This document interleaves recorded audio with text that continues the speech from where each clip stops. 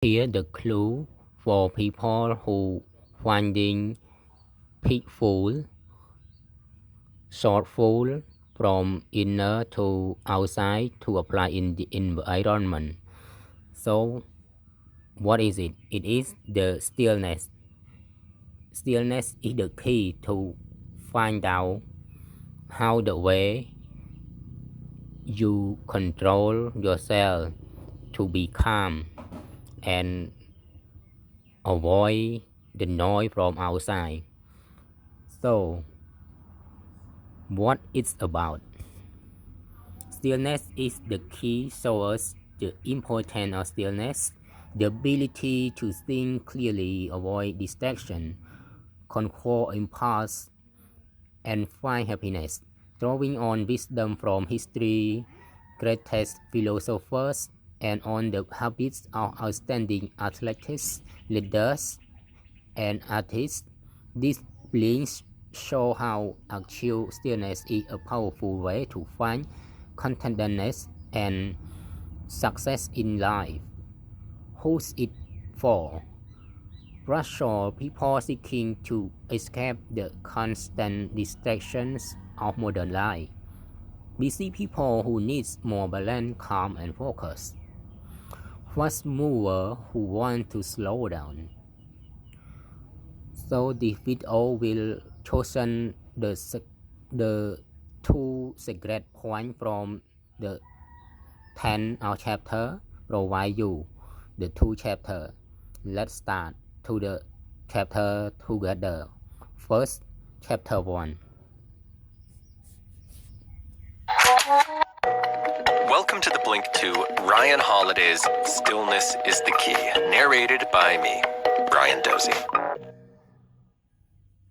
When was the last time you just stopped?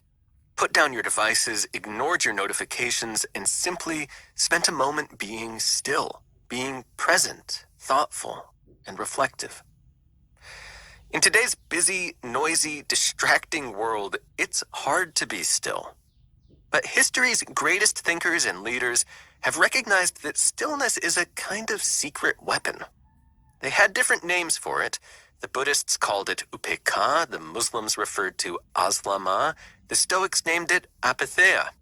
But they were talking about the same thing, an inner peace, a profound stillness.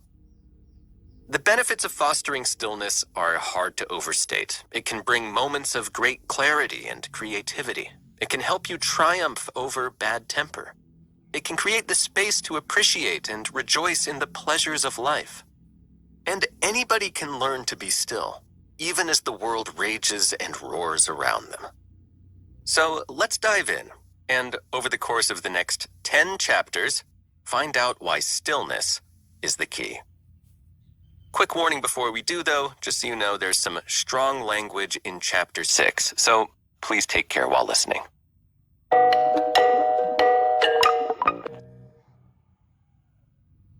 Chapter 1.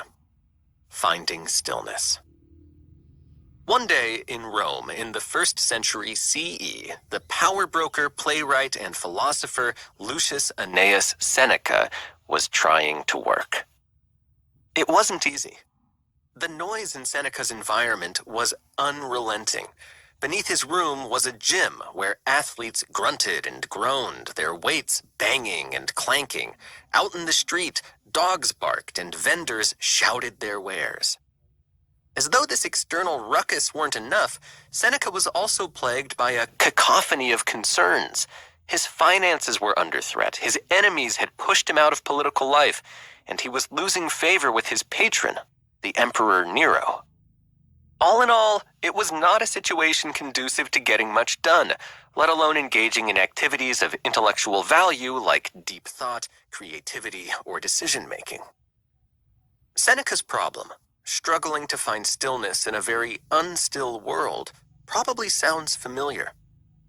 In our time, things are even noisier. To the banging and barking of Seneca's environment, we can add loud phone conversations, cars roaring by, planes overhead, and depending on where you live, there may not be so many vendors shouting their wares, But now we've got overflowing inboxes and unceasing social media notifications, an eternal chorus of pinging and dinging and ringing. So, what can you do? Well, for his part, Seneca found peace amid the noise by embracing stillness. What exactly is stillness? Well, have you ever concentrated so deeply that, as though from nowhere, like a bolt from the blue, a burst of insight suddenly struck you? That is stillness. Or have you stepped in front of an audience and poured months of practice into a single powerful performance? That is also stillness. Or have you watched the slow rise of the morning sun and been warmed by the simple fact of being alive?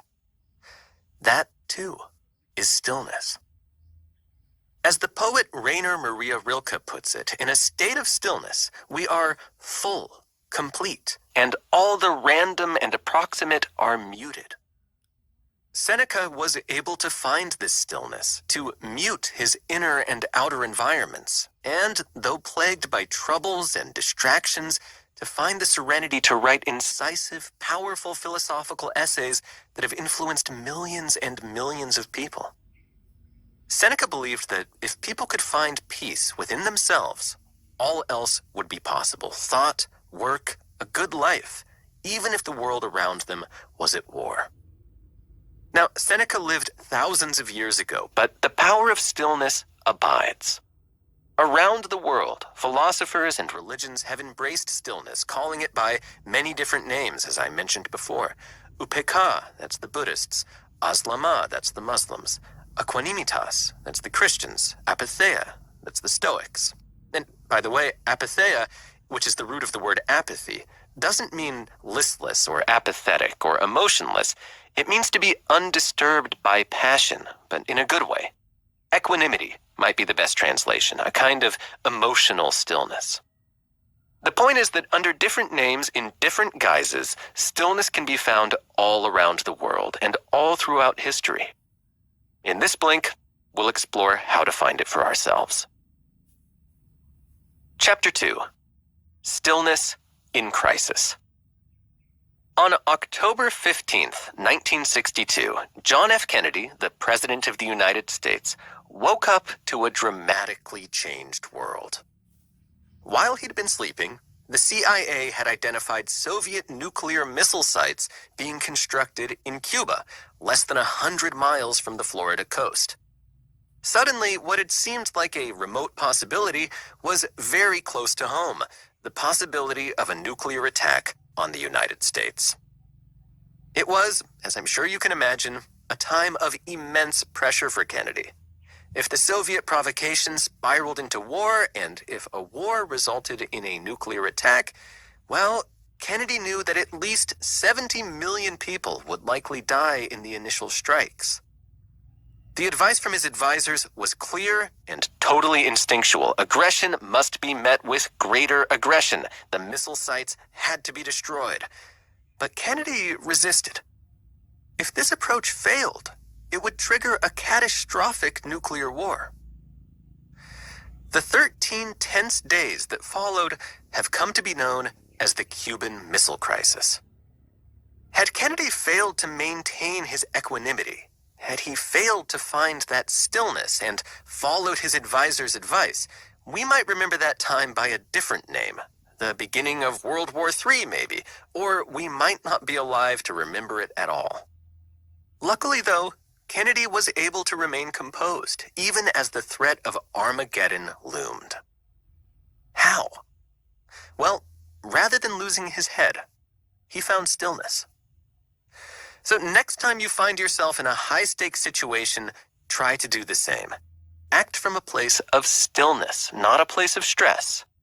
You can do this by doing what Kennedy did. Resist your gut feelings and slow things down. Let's look at his process. So first, he resisted his gut reaction. He didn't immediately order a missile strike on the missile sites. Second, he slowed things down. Instead of rushing into a decision, Kennedy stayed reflective. Sailing was his usual meditation-like activity, but there was no time for that. So instead, he swam in the White House pool to give himself space to think.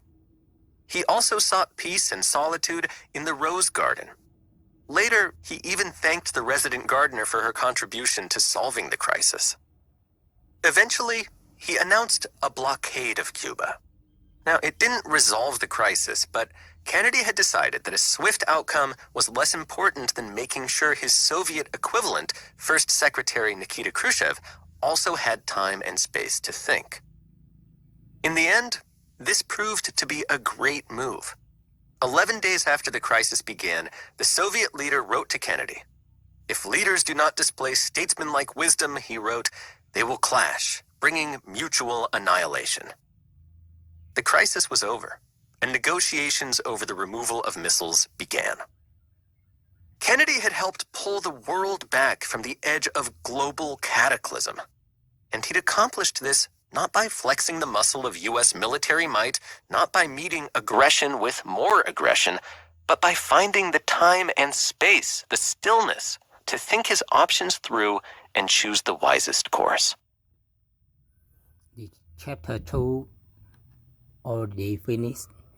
You want more related video from this and continue the chapter 3 until chapter 10. Don't forget subscribe and open the bell to get notification from me. Stop everyone.